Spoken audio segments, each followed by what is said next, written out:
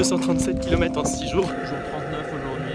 Je crois que c'est normal que l'inconnu fasse peur, mais c'est pas pour autant qu'il faut lui tourner le dos.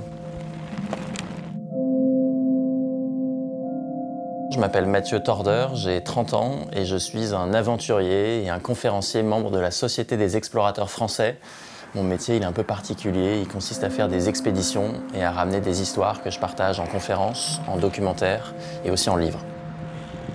Alors moi j'ai grandi à Rouen, en Normandie. J'étais complètement fasciné par l'univers de Tintin. Et puis en grandissant comme ça, je me suis forgé peut-être un imaginaire justement d'aventure, de voyage, de découverte. Et ma première aventure, c'est quand j'avais 18 ans. Je suis parti traverser une partie de l'Europe à vélo. J'avais pas envie de me dire non, je suis pas prêt, non, je suis pas assez sportif. En fait, le bon moment pour partir à l'aventure, moi je suis persuadé qu'il n'existe pas. C'est assez terrifiant en fait de se dire que tu veux devenir explorateur ou aventurier. Enfin, c'est pas commun. On est quand même de plus en plus soumis à la dictature de la protection, de la sécurité. On fuit l'inconnu. Finalement, c'est un peu dommage parce que c'est ces moments aussi qui sont mémorables, quoi, qui font qu'on se sent vivant. Et donc, ouais, je cherche pas mal ces situations d'inconnu. J'ai organisé un projet d'expédition en Antarctique. Pour moi, l'Antarctique, ça représentait un petit peu la dernière frontière sur Terre. Et donc l'expédition que j'ai réalisée, c'était de partir de la côte du continent antarctique pour rallier donc, le pôle sud en solitaire et sans ravitaillement. J'avais envie de ressentir ce continent vraiment dans ma chair. L'Arctique, c'est le continent le plus froid, le plus sec, le plus venteux de la planète, donc tu es dans un univers quand même qui est très agressif. Pour pas perdre la tête, il faut organiser ses journées de manière très routinière, très militaire. Et c'est une forme de mécanique qui me permettait d'avancer sans baisser les bras, quoi, en restant motivé.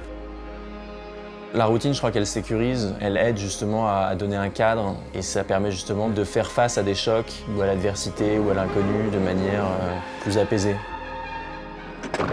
On gagne en sérénité et en efficacité à se concentrer vraiment sur des tâches actionnables tout de suite maintenant.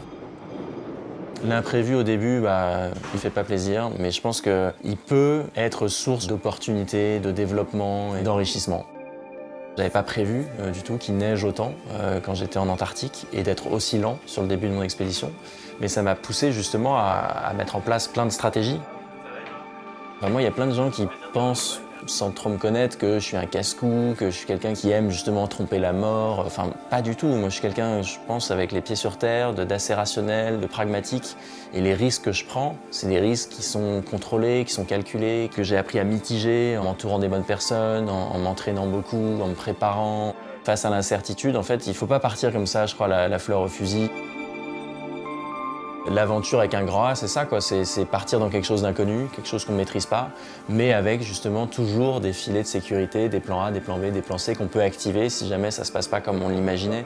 Et l'aventure, elle se situe à tous les niveaux, dans tous les secteurs.